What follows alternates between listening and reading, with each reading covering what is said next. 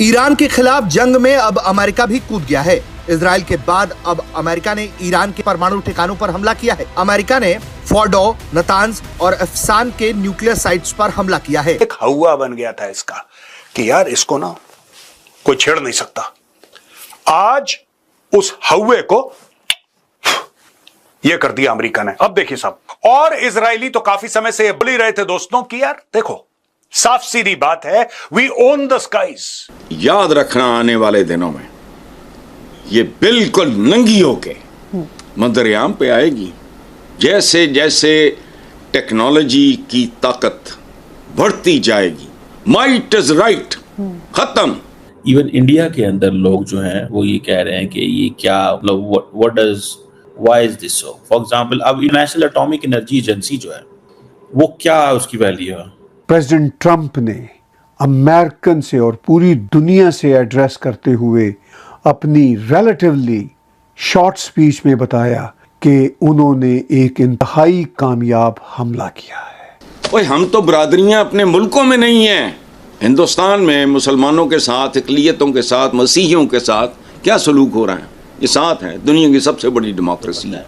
ये ढोंग है। क्या हो सकती है?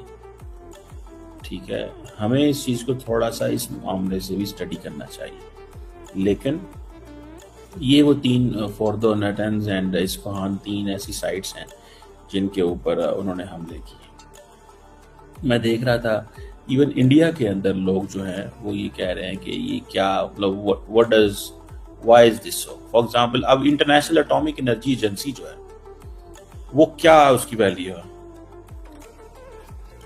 ये जो ट्रीटी होती थी, ये ट्रीटी हम दुनिया में करते थे, ट्रीटी का क्या मकसद रह गया?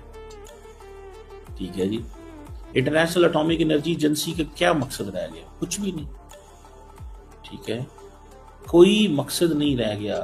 और ये सारी बात है, they are great parts, they do what they like to do, they don't care about others, they don't want to do anything.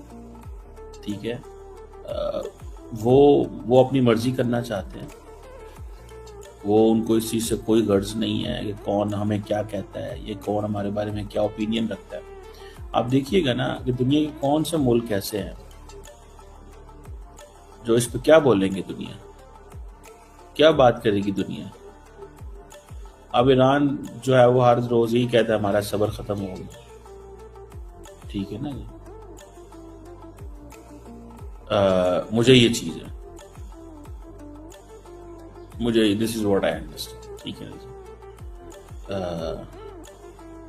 ये इसको भी अंडर एस्टिमेट नहीं करना चाहिए। मेरा ख्याल है पाकिस्तान जो है ना वो जो चीज समझ रहा था, सोच रहा था, वो it has changed a lot, things have changed a lot.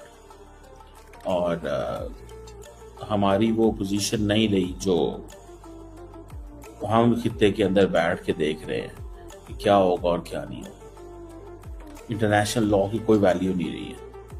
देखिए, इंटरनेशनल लॉ की क्या वैल्यू, जरा बताएं, इंटरनेशनल लॉ की क्या वैल्यू रहेगी जब कुछ कोई खास इम्पोर्टेंस पाकिस्तान की है कि जिसके ऊपर जो है वो पीस प्राइस वाले जो हैं डोनाल्ड ट्रंप को दे देंगे कि ये लीजिए जी, आप ईरान के ऊपर अटैक कीजिए, आप इजराइल के साथ मिलके ईरान को तबाह कर दीजिए। लेकिन ये कि और बाकी कितनी ही कंट्रीज ऐसी हैं जहां पर के